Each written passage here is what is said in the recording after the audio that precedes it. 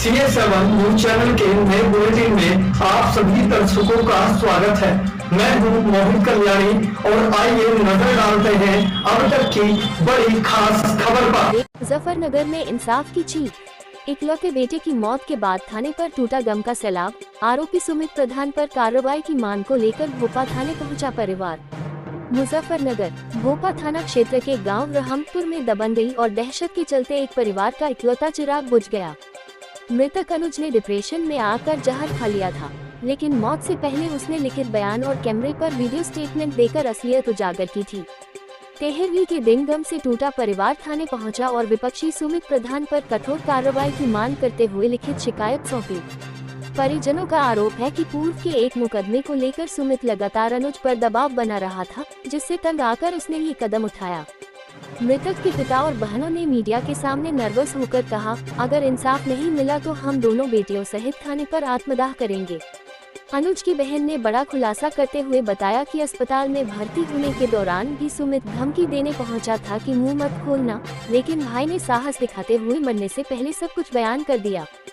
फिलहाल परिवार की गुहार के बाद भोपा पुलिस पर दबाव बढ़ गया है, लेकिन अब देखना ये होगा कि क्या कानून इस परिवार को समय रहते इंसाफ दिला पाएगा या फिर एक और गरीब परिवार न्याय के लिए दर दर भटकता रह जाएगा।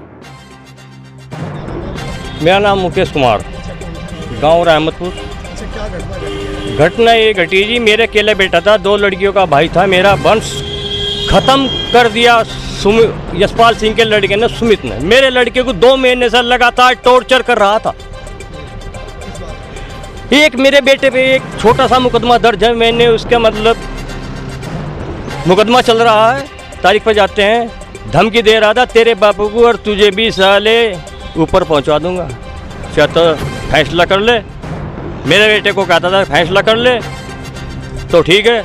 मेरा बेटा का फैसला नहीं करूंगा, चाहे मेरी जान चल जा। कितने दिन पहले उसकी मृत्यु हुई? 2 दिन पहले, 24 तारीख में सुबह 10 बजे। मुकदमा भी कोई दर्ज नहीं हुआ। मैंने मेरठ से अपने बेटे को, प्रधान को बोल दिया था, भाई मैं अपने लड़के का पोस्टमार्टम करा के लाऊंगा, लड़के को मेरा इंसाफ मिलना चाहिए। टॉर्चर का आखिर दम जिस टाइम उसकी प्राण निकल रहे थे, मेरी बेटी को बुला कर उसने बताया कि ऐसे ऐसे बात है। मैंने पूछा तेरी मम्मी ने कुछ कहा या मैंने कुछ कहा? पापा नहीं। अच्छा, आपके बेटे पे जब दबाव बनाया जा रहा था, कभी तो पुलिस को कभी सूचना दी उन्होंने? पुलिस को सूचना नहीं दी, अपने मन में सह रहा था। जब आखिर हो गया, उसने शराब के नशे में मेरे घर आके घर से दवा का सेवन कर लिया। मैं उसको लेकर अस्पताल गया, उसकी जान नहीं बची। आखिरी टाइम पर उसने उन 2 लड़कों के नाम लिए।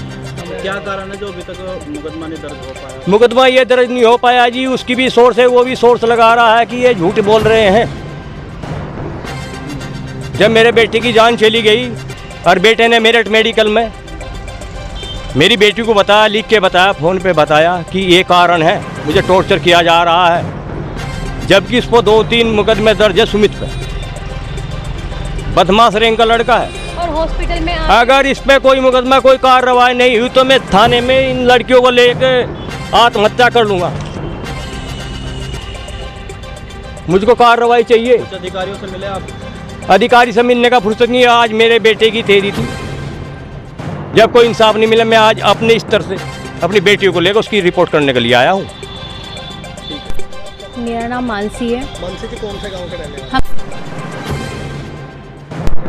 क्या है पूरा मामला? पूरा मामला ये है कि मेरा भाई अनुज, जिसने परसों अपने दम तोड़ दिए, उसने एक प्रेशर में आके ये कदम उठाया है क्योंकि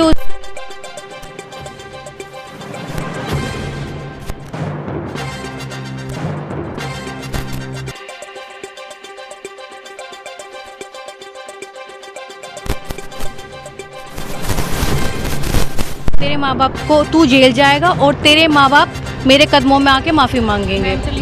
मेंटली हरासमेंट उसको पूरी तरह से किया जा रहा था। और पापा को गोली मरवा दूंगा, तेरी माँ को मरवा दूंगा, वरना तू मेरे से समझौता कर ले। पर मेरा भाई नहीं माना इस बात को। हम तो आज आए हैं मुकदमा करवाने के लिए, क्योंकि अब तक तो आज हमारे भाई की 13वीं हुई है, आज ही हमें फुर्सत मिली है। अब तक तो हमारा कुछ भी वो नहीं हुआ है। जिस दौरान टॉर्चर किया जा रहा था भैया को, उस दौरान भी उसको पुलिस को सूचना दी थी आपने? हमने उस टाइम, क्योंकि हमें पता ही नहीं था कुछ भी बात क्या है, वो तो हमें हॉस्पिटल उसने वो तो हमें इतना पूछने के बाद, भाई क्या बात है, तो हमें बताना, किसने तुझसे कुछ कहा है, कुछ तो बात होगी।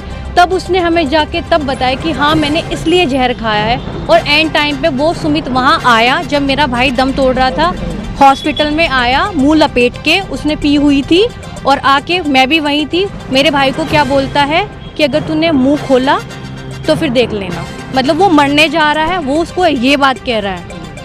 तब वो बात भी मेरे भाई ने मुझे बताई कि मेरे कान में आके भी उसने यही कहा, अपना मुंह नहीं खोलना तुझे। हम ये चाहते हैं कि बस हमारे भाई को न्याय मिले और उसको सज़ा मिले, जिसने ये सब किया है। हमें न्याय चाहिए बस। हमारा भाई ऐसे नहीं कर सकता था, उस पर इतना दबाव था, उसने तभी ये कदम उठाया है।